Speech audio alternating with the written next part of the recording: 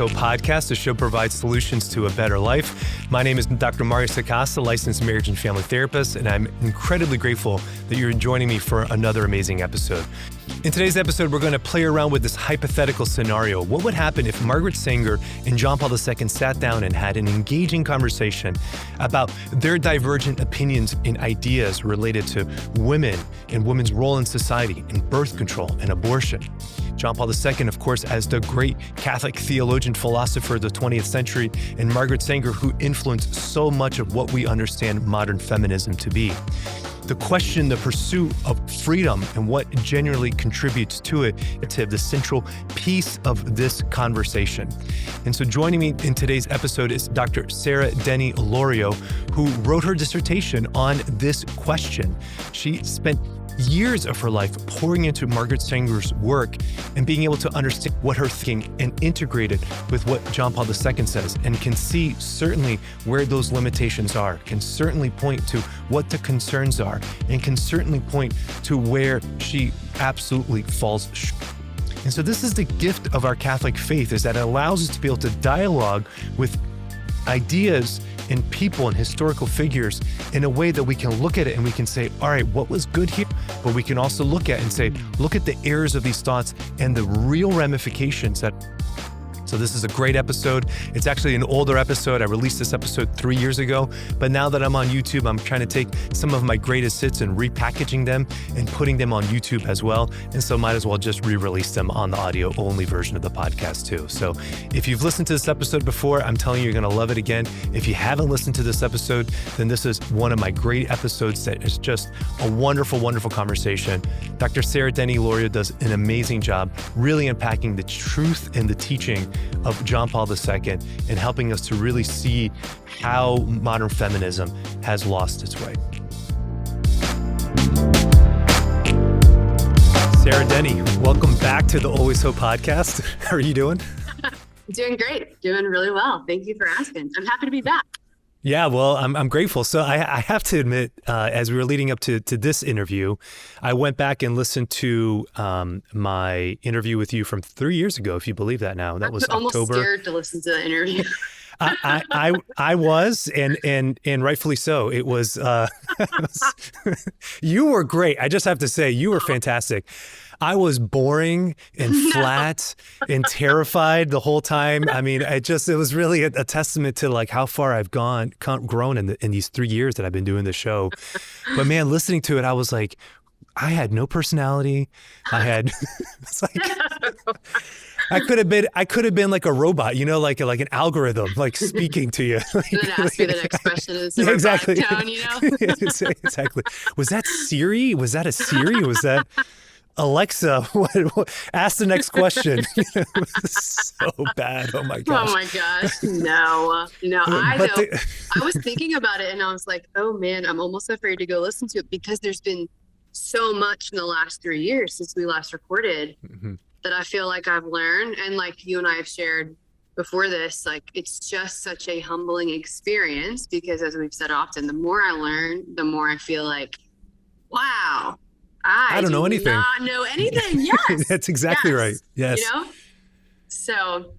Yeah, I agree. And like I said, I actually encourage people to listen to it for sure, just because the information is great. We spent the episode talking about women's health and specifically the effect that artificial birth control has on a woman's body. And it was a great conversation to learn about what those effects are, particularly with adolescent women, because that was part of your dissertation. And that was near the beginning as of you were starting your writing.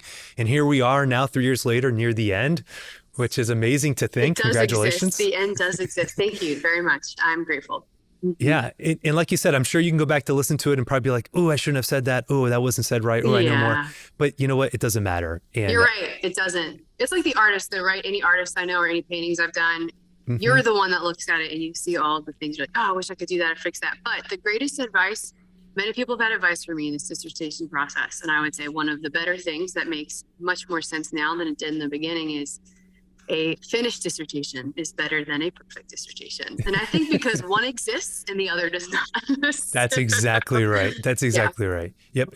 Done is better than perfect. And that is 100% true, whether it's your dissertation or honestly just about most things in life. Yes, I agree. So that's why even like it wasn't perfect at the beginning, but I think the show's gotten better, and I hope I've gotten better as a host, a little bit more engaging. Oh, Sweet I'm Lord. sure. Thank you, Jesus. Okay. All right. Well, enough of that little ramble or ranting. Let's get into this. So Sarah, thanks so much again for coming back and just sharing more of what you have learned over the last 3 years. And like we said then, and like we're talking about now, I mean, the topic that you're speaking about is really, I would say cutting edge in many ways. I mean, you're really trying to push the envelope on discussions that I think need to happen. And so what, if I understand correctly, of the many things you're doing, but one of the things you're trying to do in your dissertation is trying to say, okay, how do we listen to what Margaret Sanger is saying about women's health and understanding the cultural context of where her ideas were coming from and where her proposed solutions to the problems that she was seeing. And then saying, okay, where was that right? Where was that wrong?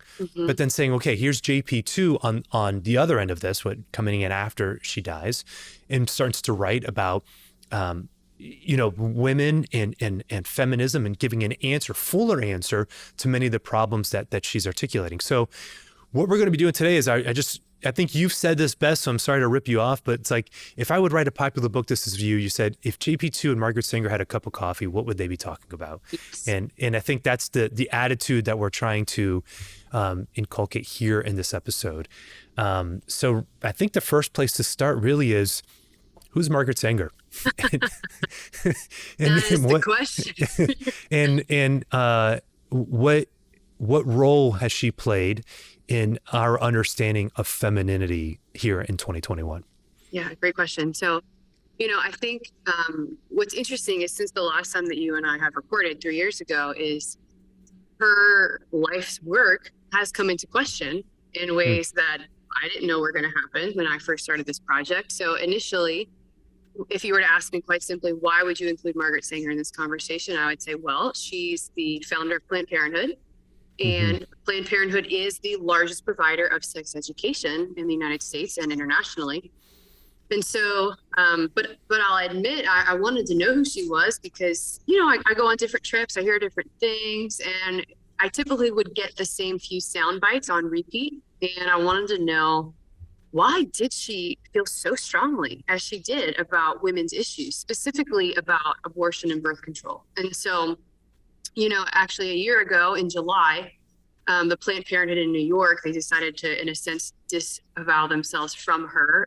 She began the first Planned Parenthood clinic in New York City. And I want to say it was 1916. It could be 1918. I'm sorry, the dates are blurring, but that's fine. About a century ago. And so to hear them say, we want to put a distance between ourselves and our founder because of the political issues that were arising with, good reason of especially Black Lives Matter and different things. What I found interesting was that they were doing that without necessarily facing sort of the things that the other multiple issues that we could bring up about Planned Parenthood services. But to not get too far away just yet into that, I do want to say, so Margaret Sanger, if you ask me who she is, I would say she's not a villain. Some would want to cast her as that. And if you do, I think you could do this with any person in history. If you want to put her in a vacuum and box her into one space, we can focus on the fact that she was a eugenicist, and she was. I'm not going to deny that. We could focus on the fact that she did have some racist tendencies, and she did. But I would actually argue, having read from the primary sources some of the things that she wrote, I don't think it is as extreme as maybe some people have claimed it to be, and we can elaborate on that later if you want. But if you really want to go to the heart of the issue, I would say that Margaret Sanger was a woman who desired to help women. And she was living in a particular way in a time that was difficult for women, specifically in the area of motherhood. And so she felt very strongly about it on a personal level. She herself was married and had children, and her personal life was colorful, to say the least. And we could talk about that if you wanted, but she was also a nurse. And so training as a nurse and then getting married and then having 3 children, when her husband, who was originally an architect, decided that he wanted to be an artist and was not necessarily then consistently providing financially for the family. And this is in like 1905 to 1915, let's say. She struggled with that, and she had to go back to work as a woman because she needed to help provide for the family. And in her work as a nurse, she actually worked on the Lower East Side of New York City. So the population that she was working with was an impoverished population. It was largely Irish immigrants, different immigrants at that time. And if you read the reality of what they were living, I mean, the men are going to work during the day. The women are keeping the kids at home, sending them to school, making lunches. The husband comes home for lunch. She makes the lunch, keeps the house, whatever. Husband comes home, and then probably she has to go work a night shift just for them to be able to pay for their children, right? And at that time, maternal mortality was a big thing, right? Today, to be quite honest, in global maternal mortality, so a woman who dies because of pregnancy or childbirth, the United States of America, developed countries, it's 1% of the entire statistic, right? But 100 years ago, it wasn't 1%, especially between the years of 1900 to 1930, because we didn't have a lot of the knowledge that we now have. Women did die during childbirth. How high was it back then? Do you remember? I can't remember, unfortunately, the statistic, but I can say, I read it earlier. It was something, I don't want to put it on air and not be sure. I can't remember where I wrote it, but it was of every 1,000 women, I want to say it was at least like 16, 17. And then, it was either one in every 100 children, like they would die. Like it's a high number. I say it, forgive me for not being able to quote it, but I can say that it's so stark of a contrast to today that even though I claim the number, I still think when I talk with people, it's very hard for them to imagine how difficult that was. So either a mother was mourning the loss of her child who died in childbirth, or the woman was mourning the loss of her child who they couldn't give it adequate nutrition. And a lot of children would die within the first 1 or 2 years of life. And then you go further than that, is then these women are not crazy. Her husband was mourning the loss of his wife. Exactly. And now having to she's dying, and then he's trying to find a way to then support his children and probably getting remarried, whatever that might be. But if they didn't die, these women, if they didn't die, there's also the very real struggle of like, the women were exhausted, not because they're lazy or because they're weak, but because so we have the Industrial Revolution, like we have all these opportunities that are sort of growing. We're finding out things about health in just enough ways that we can start to prolong, right, the lifespan of the individual. But what that does, I mean, if you just do the mathematical, then of course it looks different than when we didn't know these things and so many people were dying from these, what we would think just very natural things like childbirth and just childhood, Right. So she was responding to that. And I would say there was a particular situation that she saw where there was a young woman, and she calls the woman Sadie Sachs. It's debated about whether or not it was one situation or if she kind of put those stories together for kind of her stump speech, as she would call it. But she and a doctor had been called to this particular house in the Lower East Side to help this woman who was suffering severely because she had... And that's in New York? Yes, exactly. It's in New York City. Because she had tried to perform an abortion on herself. She did lose the baby. And this woman, you can imagine when one does that to oneself, she was almost losing her own life. They were able to save her. And before the doctor left, the doctor looked at her and said, "Don't let this happen again." Now, between you and me and all the listeners, what does that mean when a doctor looks at a woman and says, "Don't let this happen again," or "Don't get," as they used to say, "don't get in this way again," AKA don't get pregnant. Don't get pregnant. Right? Okay. Right. So what is a woman supposed to do at a time when we have to realize the only forms of birth control at that time would have been condoms or withdrawal?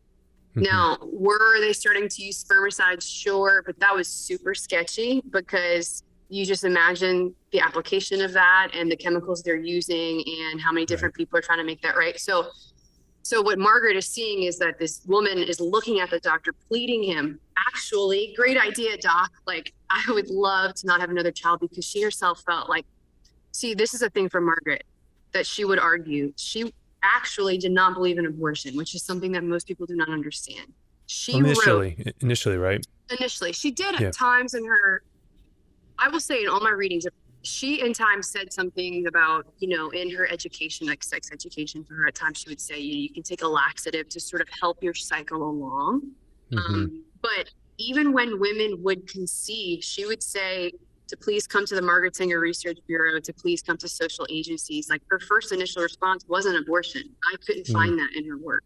Wow. She actually said that that abortion was a sign that civilization was failing women, and that a woman, she said, a woman pits to the sake of almost killing She herself. said that? That's unbelievable.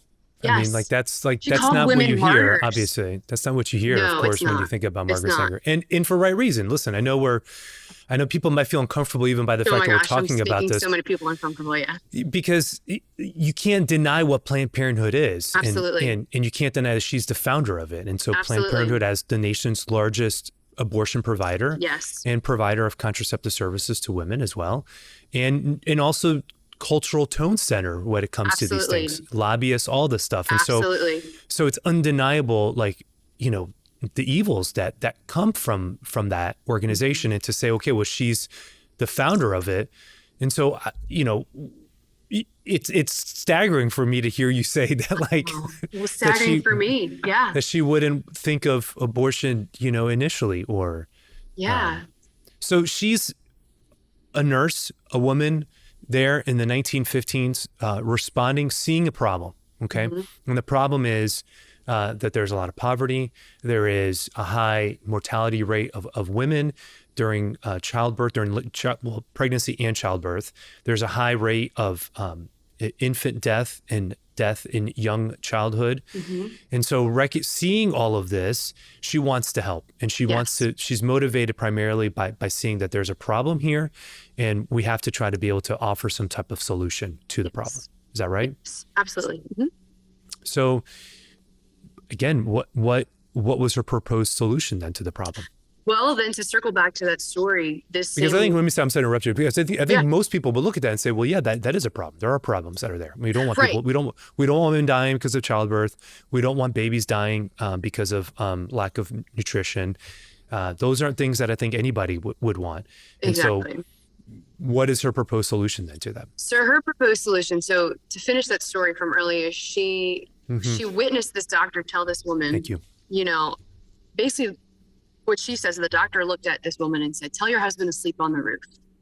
And all of us can hear that. I mean, as a woman, I want to be like, there's a lot of things I want to say, right? Because are you kidding me? And think about this so this is the thing, you need just more cultural context, is legally speaking, there were these things called coverture and consortium, which had to do with the fact that a woman had a legal right to a man's protection if she was married to him.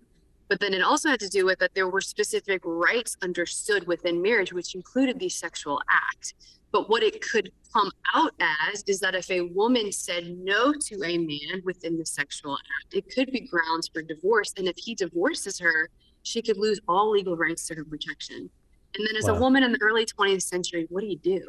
And if you have children with this man and you lose all rights to your children, what do you do, right? Now, this man, for instance, in this story, married to this young woman, it's not to say that that was him, but it's to say that women felt in many ways at a loss. So when this doctor leaves, this woman, Sadie, looks at Margaret Sanger and begs her. She says, Margaret, you're a woman. Like, you understand, like, she's begging her, please tell me, what do I do to avoid having more children?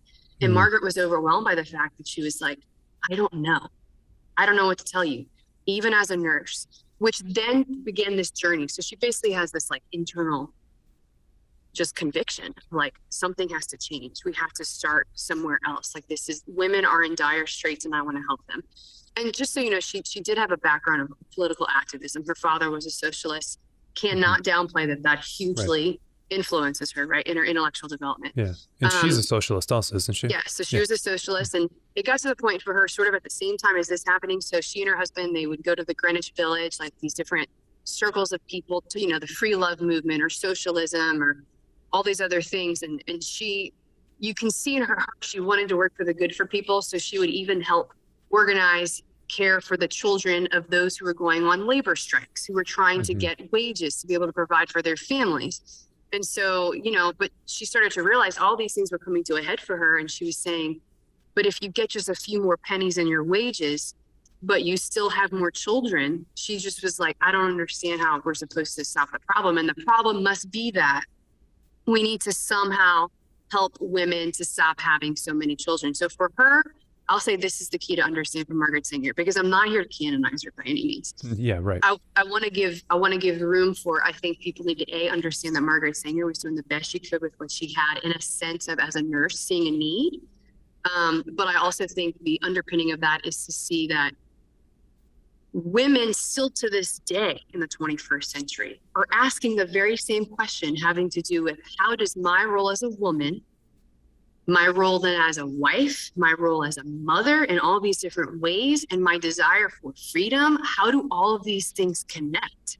And I think, like we've talked about, even there's a space in the church for that conversation, because it's not an extreme of have 20 kids or an extreme of children are evil. And it's trying to find that balance. So for Margaret, though, her beginning was we need to educate women on the nature of their bodies. So that's a huge point. Besides the legal law that I just shared between men and women within their marriages, there's also something that most people have no idea about. I didn't until I started researching this, but a man by the name of Anthony Comstock in the 1870s was the Postmaster General, and he was a Puritan. And so what he desired was that nothing would go through the mail that would be information related to specific things like pornography, for instance. And I think we could all agree on a social, logical level that would be a good thing. But for him, what he decided to change the law to then include that anything related to any prevention of conception or anything related to abortion should also then be included in that law so that it cannot be spread through the mail. So when that funnels down into real life, everyday experience, what does that mean? That means that these women had no access to the biological knowledge about their own bodies, because even the biological diagram related to a woman, so including me, my own anatomy, could be used then in some way as contraception. And so it was considered pornographic. And so women were prevented from even having that knowledge. And so doctors were afraid. They were genuinely afraid to give women this information because they could be arrested for it because it was considered illegal, which to me is stunning. I'm like, mic drop. Jeez. It is. And I guess the challenge is, when we think about today's day and age, it's like any conversation about sex, though, it almost seems like it's pornographic. And there's truth in this. I mean, this is what's so hard about it. Because even I did an episode here recently with Jennifer and with Damon Cudahy, where we answered questions from listeners of the show to be able to field questions about sexual intimacy and marriage. And so we got, 25, 30 questions or something that we tried to tackle. And we answered them, me as a marriage therapist, Jennifer as a moral theologian, and Damon as an OBGYN, to be able to talk about and answer these questions in a way that's with discretion, but with truth. And I think we did a good job with the episode. But the reason I felt inclined to do that is because a lot of the questions that were asked aren't questions that you can just Google search. I mean, because the information that you'll get, or the images or the videos or stuff that you'll get, will in fact be something that is not in line with the church's teaching. And so I would say that tension that you spoke about still exists to this day of like, how do people, women, men, get honest answers that aren't leading one towards doing something that is sinful? Yes, and that right there is really difficult when it comes to this conversation about sexuality and knowledge of sexuality. And I do my research. I read a lot of books about counseling and books about sexual intimacy or articles about sexual intimacy. And I can assure you that almost none of them are communicating sexual, embraces in a way that is, in conformity with what the church purports. But then you you read the church stuff, and with respect, some of it's so darn lofty that you're like, where is this? I mean, like, this experience that you're speaking about is not at all like within the context of what I'm going through. And so this kind of boots on the ground answer is absolutely needed. To give some context to this. So I can understand, then recognizing that if she's coming from political activism, if she has her own background in nursing and with her own knowledge about women, and recognizing that there's a real problem here. And so the answer is education. How do we educate women's bodies? And so I think women about their bodies. Exactly.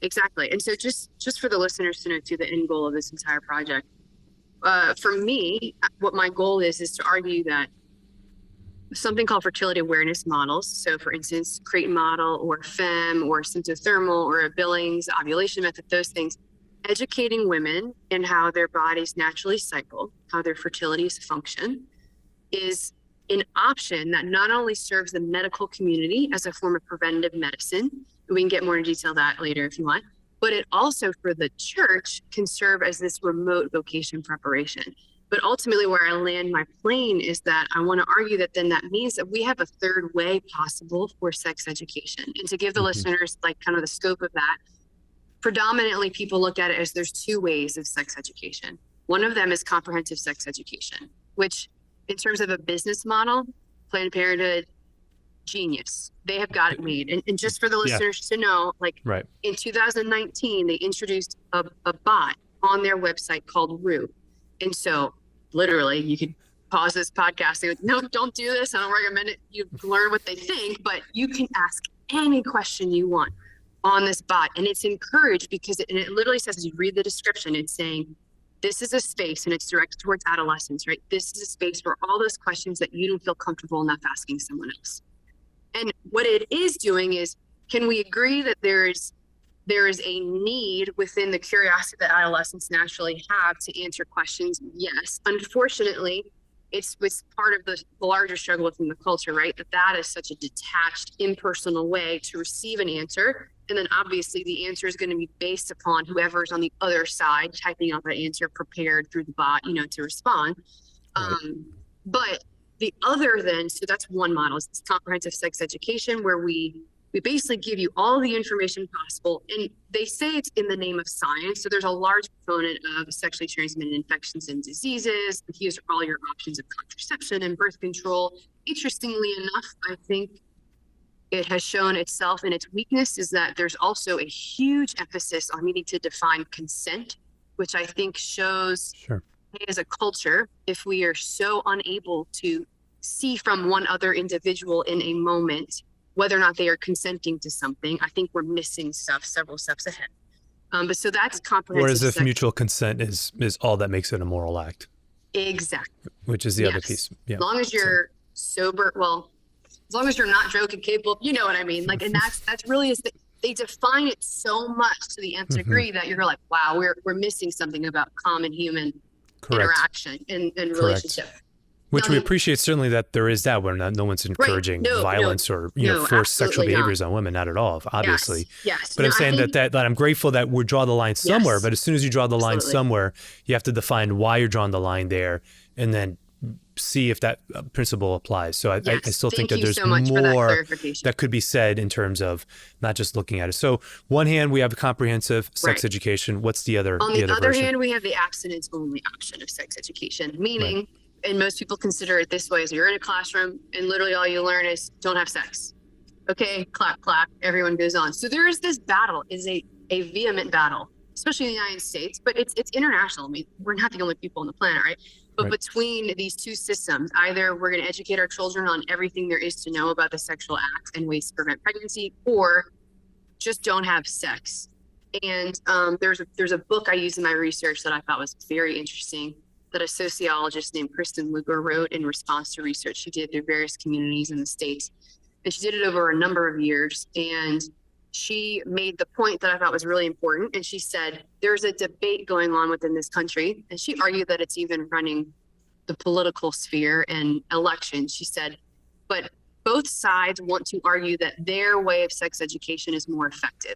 She, as a sociologist, argues that actually and effective by defined by they are having a low number of unplanned pregnancies and unintended pregnancies.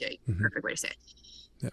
And she says that they both measure those things differently in ways that look rather, that reflect rather well back upon how they're offering it. But she says, I think both can offer something good, like comprehensive sex education does offer this sort of, at least there's information related to the science that they should know about the transmission of infection and things like that. And she says, but it's hard to find people who are as passionate about their beliefs as those who are arguing for abstinence only. And there's something to be said that's good about that.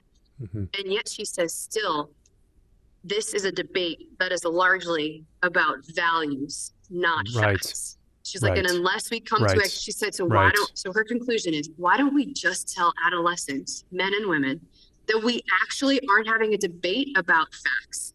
We're having a debate about values, and we vehemently disagree on values, specifically the value of woman, her role within marriage, family, and sex, and motherhood. Because I mean, I wish we could say that, and that would be a much more sincere and open way of having this discussion. Because even with the comprehensive side, they claim science to be value free, and I hear all this, of course, that being a counselor, and I know where all it comes from. Like, we're value free. No, you're not. You have a value, and that value will influence your conversations and Yes. the way that you skew things, whether it's in counseling or anything of that matter. And that's okay to then have that conversation about values, and then saying, okay, well, which values? Now we can have some dialogue or debate about that, and then let the science kind of flow underneath that. So I think this is beautiful in terms of looking at both, and then you say you're landing on a third way. But let's go back quickly to Margaret Sanger here, and then saying, okay, so she saw the problem, and her solution, it wasn't comprehensive as it is now. I'd say comprehensive as it is now. Back in the early teens and 20s, but she was moving in this direction. She was arguing for knowledge about the body. Did that include this type of fertility awareness? I mean, the birth control pill doesn't come out until the 50s, so Right. we're 40 years before the pill. But is she advocating for contraception? Is that the solution that she sees is that the solution she sees to the problem of unplanned pregnancy in women's high mortality rate in Yes. pregnancy? Okay. So perfect segue back to when I wanted to get back to the point is that in the beginning, that was her solution. But her solution, I would say, was quickly supplanted by her deeper desire for what she would call the magic pill. So Okay. she admits this. She said, I started on this emotional plane and I need to move this to scientific argument. So she started writing these things with statistics about women's desire for freedom, about the history of infanticide and herbs women would take, and abortion for thousands of years, and even, exposure of your child to the elements and leaving your child to die. She's like, women desire freedom. Here's the statistics on this and that and the other thing related to maternal mortality or child mortality. And what she was trying to do was to get scientists on her team because there were no reliable contraceptives, right? And her big argument, interestingly enough, so you can see, if you were to ask me, Mario, for a verse, actually for a quote, but I'm just picking it because it happens to also be a scripture verse, and to me, it just proves the point, that describes my experience and the research of this dissertation, it would be this. Your desire shall be for your husband, and he shall rule over you. A direct result of the fall is such that a very good desire, woman's desire for man, Right. is twisted, and a very good position, I shouldn't say position, but opportunity, invitation for relationship with woman that man also naturally desires, that is good, is also twisted. And Yeah. it goes from this place of woman desires to receive to then the grasping, and then man desires to give of himself, and his temptation becomes to possess, to dominate, right? And so for Margaret, her argument was, no, the ways that we know about, such as condoms and withdrawal, that depends on the man. Absolutely not. Women need an equal playing field. We And if can't I'm depend going on to the get men them an equal playing to field, do that. exactly. We can't depend Yeah. on the man. And she didn't hate Well, then men. that I'm sorry to interrupt you, but that to me then kind of leads to give some answer as to why female birth control. Like it seems like I hate to say, I'm not sorry to be crass about it, but like the obvious answer, it's the hardware is a little bit simpler on the guy's side. That's what I'm trying to get at. Y'all are fertile all the time. Period. Exactly. It's So rather it seems simple. like you're creating some type of pill that would solve that. And I'm not a scientist. I'm not a researcher. So I don't know if I can say that with great confidence. Well, you do know that the few times they've done those research, those like attempts, like men drop out of the studies really fast. That's why I don't let them go anywhere. Yeah, Men don't like the so I side don't know. effects. Yeah. Well, Sorry, it's just it's true. No, but so even with that though, but what you're saying is that there's a deeper element. The deeper element is that she was really arguing for women to have complete control of their bodies and their fertility. Right. Which kind of out of a fear, not out of a liberation, but you're saying it's out of, we can't trust men to do their job right. And so we need to control ourselves. Is that the attitude that I'm hearing, or no? Yes, but I wouldn't throw out the liberation piece. It's Okay. Because the liberation piece, I would actually come back to, that's where freedom. Now, everything we're talking about, I just need the listeners to hear me say. There are many things going on around her in the culture and in the scientific community and in sex education. This isn't the only thing happening, right? But my argument is that this is one of the stronger currents. But her desire ultimately became for woman's ultimate freedom. And in her mind, a woman's reproductive freedom would be her ultimate freedom, because just think about it from her perspective. Legally, in terms of civil law, a woman owes her body to her husband if she is married to him. And if she says no, he can divorce her and she loses all rights to his protection. From her perspective, now, and I would argue this is most people, even present day, we can speak, praise God, the gift of our faith. Okay, great. I understand the delineation in many ways between the Catholic faith and between other faiths. I know I don't know everything, but from her perspective, it all sort of funnels into one umbrella. And there is religion, and there is Catholicism. There is the effect of Anthony Comstock and those Comstock laws, which are called obscenity laws, right? That puts that whole piece of potential for motherhood in the pornographic sort of wording. And she's really upset about that for honestly good reasons, right? So she is seeing this also religious undertone that in her mind, in one way, she's like coming strong because she gets more and more upset about this. She believes that morality, these are her words, but she just thinks it's a bunch of old men who just have medieval understandings of women and their bodies. And all they're there to do is to put women under their thumb. But also, and here's the thing, Mario, and I can say in conversations I've had sometimes with different people, but isn't that the argument? I'm sorry to interrupt you, but isn't that the argument still even today, like 100 years later? That's what I was about to say. Yes. Go ahead. I'm sorry. Yeah. No. I know all the light bulbs are going off, right? Yes. That is the argument still today. But interesting enough, even within the church, Mario, I think there is a lack of education sometimes that people can use. So like even Thomas Aquinas, different writings that he had, you can take the marital debt out of context, and people can still, I've heard them argue as if there's this understanding of marital debt in the same way that a woman's submission, which is not what I would argue the Church of John Paul II actually teaches. There's a mutual submission, but it's not this thing that, oh, yeah, woman just owes her body to her husband as long as she is married to him. Because what John Paul II, this is the key, and we can get to this later, but the key for him is that philosophically, metaphysically, man and woman are equal.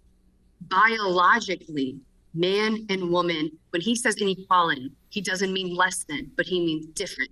And if you want to honor a woman's freedom, you must honor her in her subjectivity, her personhood, which includes her biological difference. Now I'm jumping ahead. I don't want to go too far. Yeah. Jumping ahead. But Margaret Sanger, that's what she's like looking at the civil law, and she's saying, you're demanding that a woman submit to a husband no matter how she feels, no matter if she knows she's overwhelmed and can't have more children. And you, church, are also telling her, you must submit to your husband no matter how you feel, because it's God is calling you to do this, and this is your role as a woman. Right. And she was angry, to say the least. Well, I mean, for right reason. We know obviously that is that's wrong. I mean, there's just no other way of saying it. That of course that type of belief system, and I hear that even now, of course, is just wrong. It's not a common union anymore when you're speaking about that type of submissiveness at that level. But I guess back to the question why we're even talking about this, when light bulbs that are going off in my brain right now are so much of what you're saying, these, I don't want to say tropes, but I guess I don't want to be pejorative with it, but they are. It's like you hear common statements that are said, among proponents of abortion or contraception or Planned Parenthood supporters. And all of them center around these themes that you're speaking about: women's freedom, equality, not understanding that equality is actually at the expense of the sexual difference, but that's besides the point. It's not actually because we'll get to that in a second. Yeah. But a lot of these things you're speaking about, like not being under submission, this is why we have to, whether we want to villainize Margaret Sanger or not, or want to, we have to understand the effect of those thoughts on our culture in 2021. I mean, like those things that you're speaking about find their root there. And of course, we can go back even further philosophically where her thoughts come from and her approach. But at least in terms of one person being a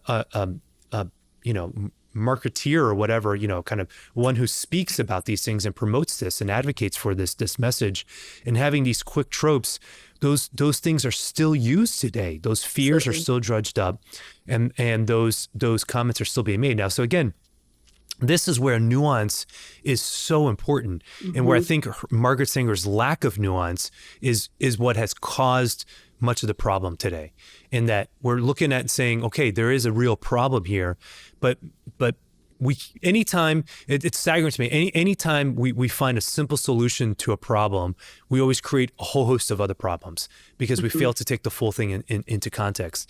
And so saying that, certainly women needing to know about their bodies, absolutely. There being community and real mutual respect among men and women, for sure.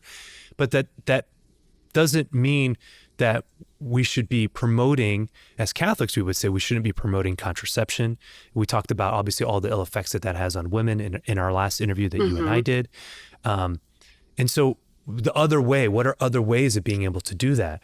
And I think that's the key right now on what you're asking. And just to let the listeners know, isn't in the context of history, though, this part of the conversation in the 1980s and the 1920s, no, fertility awareness in the way that we know it now did not exist. Right? And so the Catholic Church did publish in December 31st, 1930, Casta Connubii, where it confirmed the teaching that we do not believe in contraception. Shortly thereafter, right before that, the Lambeth Conference happened, where the Anglican bishops, that was the first time that some Christian denomination, it was that particular one that said in particular specific situations that perhaps it can be used if couples feel that they morally must, right? And that's when the floodgates sort of opened. But shortly thereafter, in 1932, a doctor in Chicago actually published the findings of two separate physicians, one from Austria, one from Japan, who separately had found and confirmed the same things. Now, granted, fertility, they found things from 3000 BC in Egypt related to fertility and infertility, but actually knowing the science of it, there's a finding in 1500s, then one finding over here in the 1600s, like a slow development, and then starting to put it together in this time period of the late 1920s. These two doctors separately confirm, okay, a menstrual event, so a bleeding event, a period that a woman has, confirms that about 12 to 16 days prior to that, she ovulated, meaning she released an oocyte from one of her ovaries, right, her gamete. And this cycle is a part of woman's health. It's a part of her fertility. It's a part of her natural functioning. The thing that they were attempting to do, and this is what people know as the rhythm method, right? What they were attempting to do is say, hey, science can work for us in such a way that we can know with some sort of accuracy when a woman ovulates. Two important points to know. Number one, the fertility awareness we're talking about today is not the same thing as the rhythm method, but that doesn't mean that we should so quickly, with disdain, speak about the rhythm method, because in many ways, the rhythm method was revolutionary. And what I mean by that is my second point. So Margaret Sanger is going along, trying to find the ideal contraception, and for her whole argument shifted from education to, I want this magic pill. I want women to have this thing that's easy, that no matter how poor they are, forget even needing to teach them, honestly. She's just like, give them the pill. Interestingly enough, she thought it would come from Russia because she believed Russia as an atheistic state would be the one to find it because they were unhindered by any form of religion. And from her perception and experience, she thought, religion, she considered the Roman Catholic Church to be the greatest enemy because they were very good at writing letters and getting their politicians to vote against these laws changing. And we get more into that later if we want. But when you look at the history and you hear when the rhythm method comes out, that was the first time. So remember that this doctor was a Catholic physician who was writing that there was now a way that science could be used to help couples space their children that did not go against church teaching because it wasn't contraception. So hear me when I say, listeners, there's a big umbrella called birth control. Underneath that umbrella is both contraception and fertility awareness models. Contraception is done in such a way that you somehow manipulate chemically or with some sort of device or a condom or things like that. You were intentionally doing it and so that you prevent the meeting of the sperm and the egg, right? Whereas the fertility awareness models is in recognition of a woman's body and her cycle, her fertility as it naturally functions, the rhythm of her body's language. A couple decides through their freedom and their free will to choose, if a woman at this time is infertile, we would not have a child if we engage in the sexual act. And if she's fertile, we would have a child. So there's this piece of responsibility, and that's developed, and especially this past century, especially the work of John Paul II. But for Margaret Sanger, just to have you hear what I'm saying is, this is when birth control becomes more than just contraception. This is when birth control, from her perspective, she's like, oh my gosh, the church is starting to agree with me in the sense that perhaps they now think that it's not that sex is just for reproduction, right, but that those other ends that the church has mentioned in things like Casa what it refers to in that document as the secondary ends, it talks about things like for the mitigation against concupiscence and things like that. She's saying, oh my gosh, then maybe this means if the church is saying that then a couple could have sex and not necessarily intend a child because a couple knows in some way their fertility, then that must mean that the church actually thinks that sex is a good thing in and of itself. mm-hmm. And that, I don't know how to emphasize that more, but that is revolutionary. That for her was huge. She actually told them that it should also be illegal in court when she was in court because she was fighting this case, right? This Comstock Act until 1936 when the law was changed. But she was fighting, and she even said, because she was like, it's basically the same thing. It's just a different way of doing it. You're also preventing pregnancy, so that should be illegal. She believed it was a good idea. And it was which is also an argument that's still used against, oh my gosh, absolutely. Yeah, we can get to why it's different later. But But I will say, so the key though, where she was right though, and this is where she was right, is the rhythm method. The scientific accuracy was off. It's based upon a formula that would require that every single woman in her cycle is completely consistent for her entire life. And as we have learned, as these, methods have been bettered through research and time, stress, environmental factors, so many things, what you put in your body, what you eat, can affect a woman's cycle, so that the rhythm method, it's not applicable for every single woman. And so some women, it did work, and it could work because their cycles were so regular, but for others it wasn't. Right. But she recognized at least that here's the church attempting to do, to work in this, to recognize, okay, there is fertility awareness, education is what's important. Even if that education is a little bit off, which we know it's been letters to her friends about it. She was so excited. Yeah. Yeah. I think that's beautiful, that she wrote letters to her friends about it, but did she recognize at least that there was something there, but for her, it still wasn't enough. The answer was going to be the magic pill. Yes. And then when, contraception becomes legal, it's invented and then becomes legal, it's only a matter of years before abortion comes, because abortion now is just viewed as another form of contraception. Absolutely. That, pregnancy is just a product of conception. It's not a life yet. And so we have to, get rid of it because the contraception failed. Right. And because what's happened. But did she support that? I mean, I guess that's what I want to, we know that now, but I mean, did she, so what do you hear about these things about, because you hear about the stuff about her being a eugenicist, like you said earlier. Yeah, that is, she has some really hard things to read, as in that they're harsh in her book, yeah. So, so if she wasn't outright racist, is it not that so when you think of eugenics, is she saying that each race should have the right to choose its best members within itself, or is she still saying that whites are better than blacks and everybody else? See, okay, when I say this, gosh,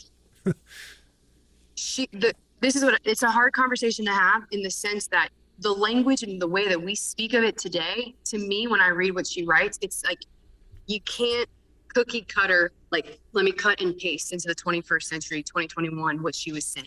Her understanding of eugenicists, you have to remember that eugenics was a super popular, quote, science of the times. So in the early 20th century, we used to have state fairs in the United States of America. And we used to judge babies based on their hair color, eye color, who was the most beautiful baby. We would give prizes to what we thought was the genetically superior child. That's the United States. Isn't that the Miss America contest? I mean, don't we still kind of do in elements of that? I mean, isn't that Bachelor, the Bachelor? You want me to say? I mean, isn't that what the whole? This is where my whole story started. My first women's studies class, I watched a whole season of The Bachelor, and I talked about the God bless you. Women. That's my purgatory. I just want you when I think of hell, I think of me watching The Bachelor for all of eternity. I'm sorry to for me, because it stands. I'm sorry if listeners love the show, but I just think it makes such a mockery of love, and it confuses affection and attraction and competition and celebrity. Absolutely. And it just, I'm sorry. And to say, no. I'm good off The Bachelor. I kind of love your soapbox. The only reason why I'm not going further is I know we have a lot to talk about, but here's the thing I will say to you to kind of connect this for you. So don't let me forget to come back to the eugenics piece, but I do want to say, what you're just saying, is Margaret Sanger started out as a socialist. Yes. She got so tired of these isms, socialism, this other thing, that other thing, communism, that she just wanted to help women. She sees women, I want to help them no matter where they are. Okay. So we have women in Japan that are writing her letters. She's traveling out to Japan. We have women all across different areas of Europe. We have men and women asking her questions, actually. And she wants to help them. It's just so sad. I'm sorry. It's just, I know. What's so sad about it is that, like, here's the opportunity for the church to provide good answers. This is my point. You know, and so when the church is silent about these things and have been silent and is late to the party, people are going to search Rue for answers, whatever the bot is that Planned Parenthood has now, or Margaret Sanger for answers, and they're going to provide answers. Men and women in the Catholic Church are asking questions from Rue is because they don't know who else to go to ask questions to. Yeah. That's just the reality. Unfortunately, that's it. Like, I don't think that they're giving the right answers, but I will say, at least you want to have the conversation and you're trying to find a means to do it. And so, again, there's always hope. That's the whole point of this podcast, right? Yeah, you got it. We still have opportunities. So let's not go there yet. But I do want to say, so with the eugenics piece, this one piece that I want to say is what I feel very strongly about in my research is that Margaret Sanger, she started out as a socialist. She moved toward this individualism. Her argument, if you want bullet points, listeners, this is it. Her ultimate end goal was freedom. Freedom for her would come through science. Science was the integral piece. That was the key. That was birth control. The pill specifically became for her what she called the pivot of civilization. Because for her, in that time period, based on the science and a misunderstanding, erroneous data, the ways that we weren't quite correct in our understanding, they thought that poverty was a genetic correlation, right? They thought that insanity, like all of these other things were, or someone who's a criminal, that was a genetic predisposition. And so she was working within this very fast moving stream with a bunch of other people from around the world who were all clapping for her. And they were like, you're right, Margaret, you're right. You want to help us in this cause? We want to help you in your cause. This is the perfect tool for us to help each other.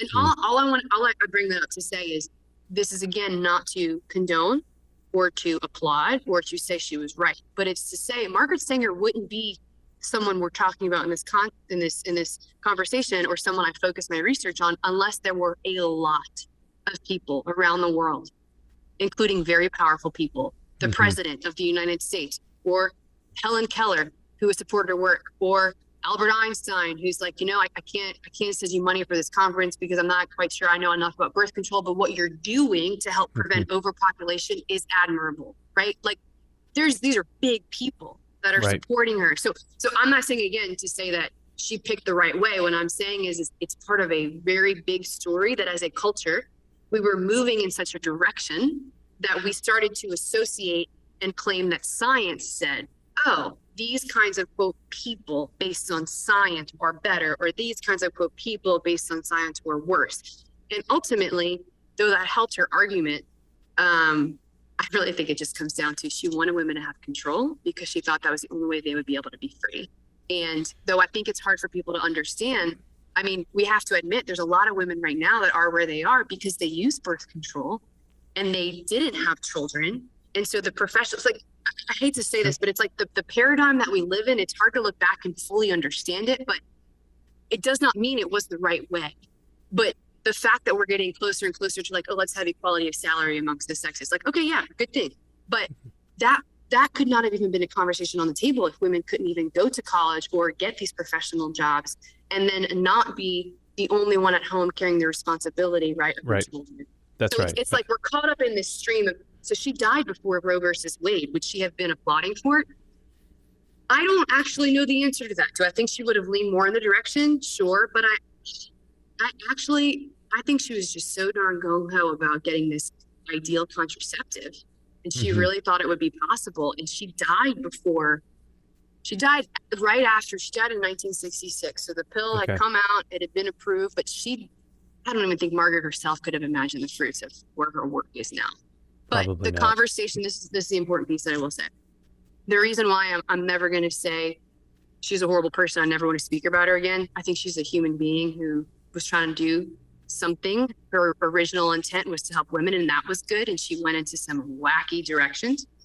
But I really just think that Margaret Sanger, as a woman, saw a need, and she desperately wanted to help women. And she believed her God became science. Yes. Because it was fact and it was evidence-based, and that's where she ended up.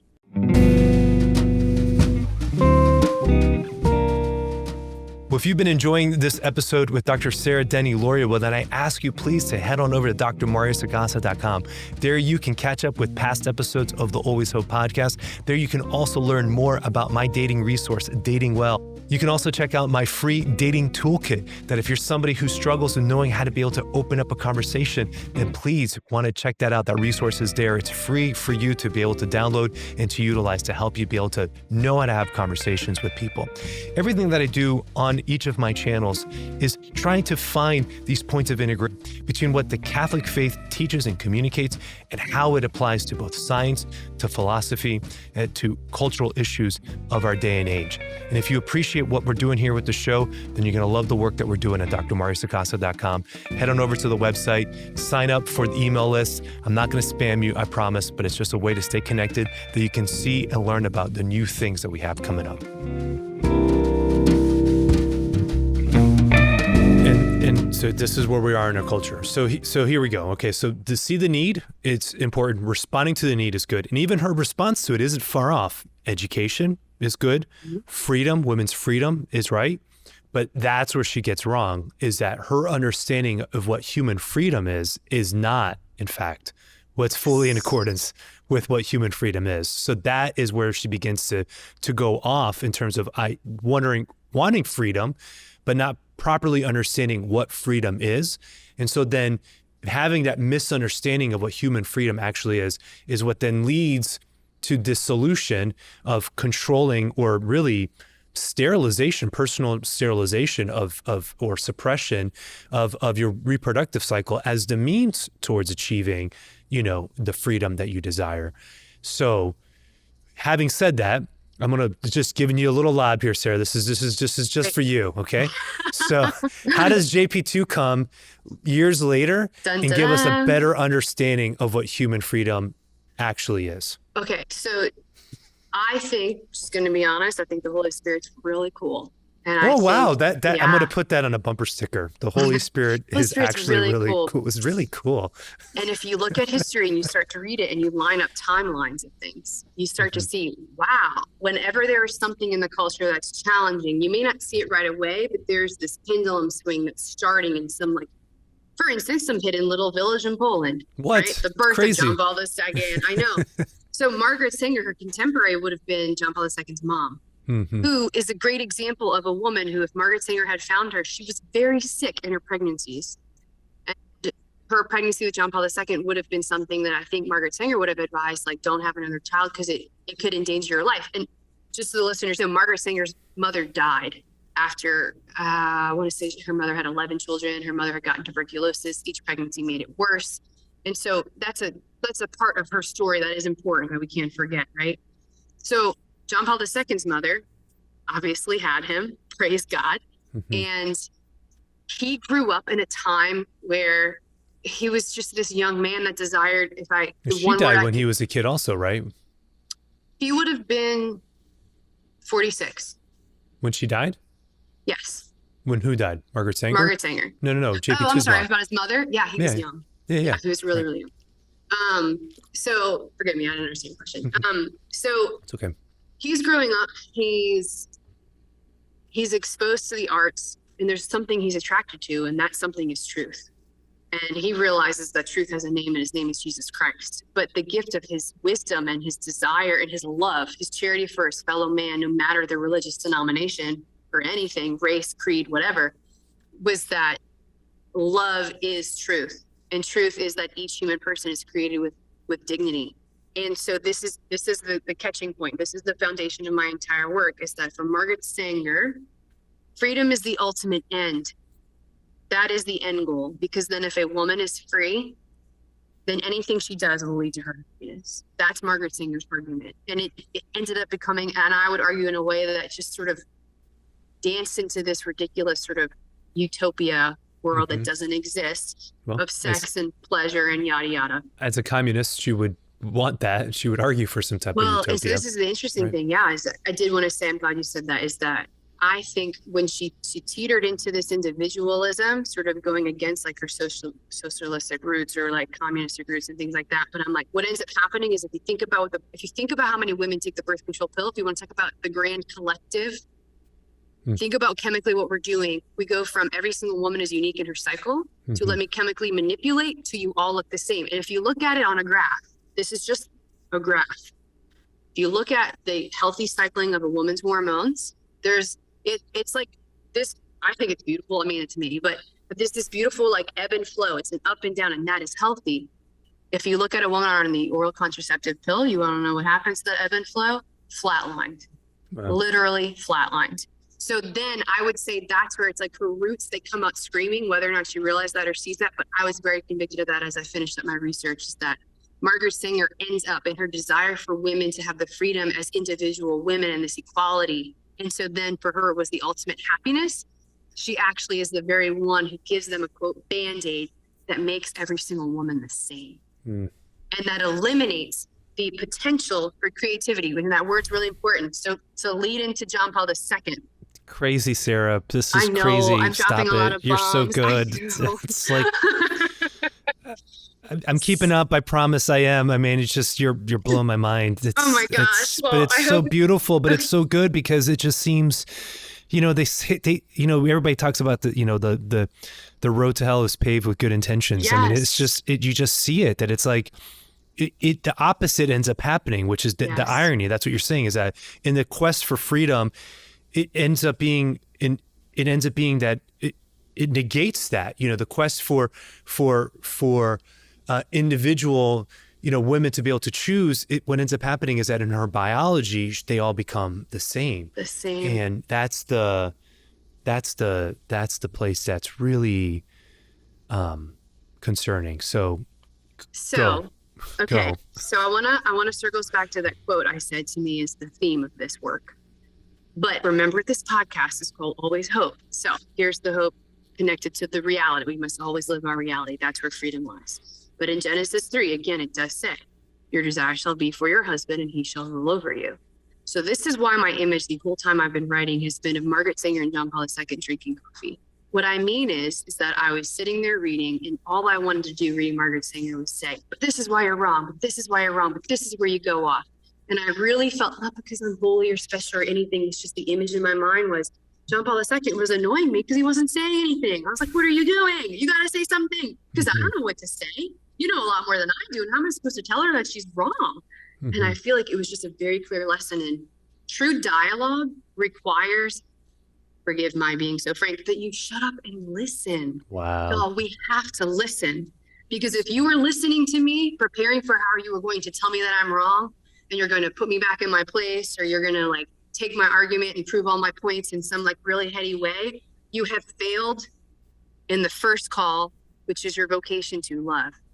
I don't have to be Margaret Sanger's best friend, but what John Paul II had the capacity to do, and this is the thing, is that they didn't have the opportunity. Their timelines didn't match up in that way. But what I see is that his entire life's work is a response to Margaret Sanger's life work.